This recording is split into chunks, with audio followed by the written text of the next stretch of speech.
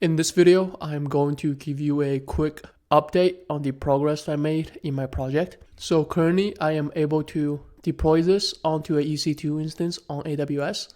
And now if I create a poll, say name is Uncle Bob, question where to go, create this poll, share the URL with a different user. So on the right hand side, I have a incognito mode and I'm going to paste in the URL that it generated. So in this case, once you enter the shared URL, it's going to ask you for a name, indicating that another user is planning to join your poll. So in this case, I would enter my name, or in this case, I'll just enter name Steve.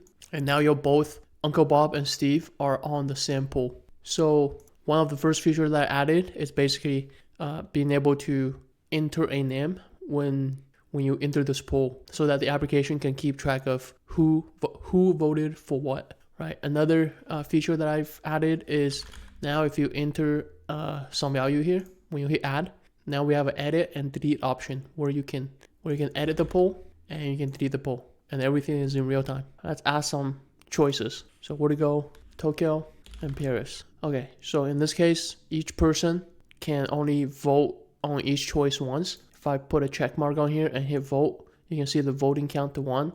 If I keep on hitting the vote button, the vote wouldn't increase because you can only vote once per choice. On the right hand side, which is Steve, let's say Steve also voted to wanting to go to both Tokyo and Paris, and you can see the vote increases to 2, and that's the maximum number of vote that you can have right now, right? Since you only have two person in this poll. Let's say if you want to remove the vote, then you just uncheck these and hit vote. The vote on Paris decreased to 1. In this case, if we decided, we want to remove one of the choices, you can just hit delete. As you can see, that the delete button removed one of the votes. If you want to make an edit to the name of the place, let's capitalize the T and hit update, and you can see that the choice got updated. Next, I just want to quickly talk about the databases that represents all the relationships.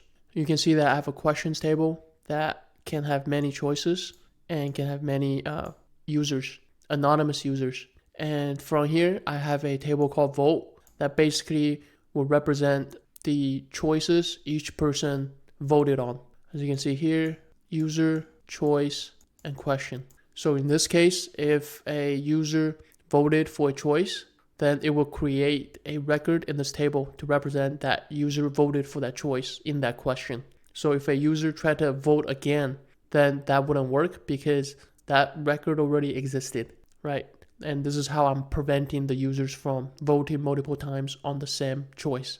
Now, if a user decided to remove that vote, then currently I'm just removing that record from this table here.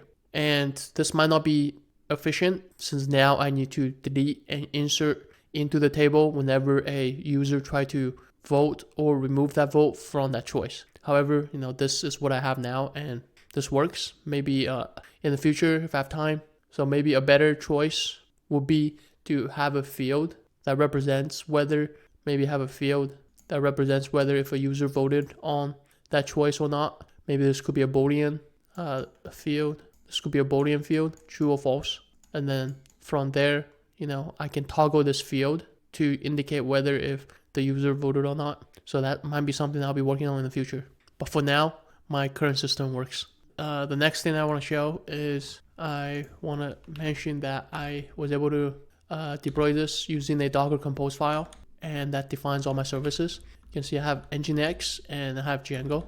And since this is a WebSocket application, so that means instead of using GUnicorn, I am using Daphne to serve my web application. So yeah, that's pretty much it. Thanks for watching.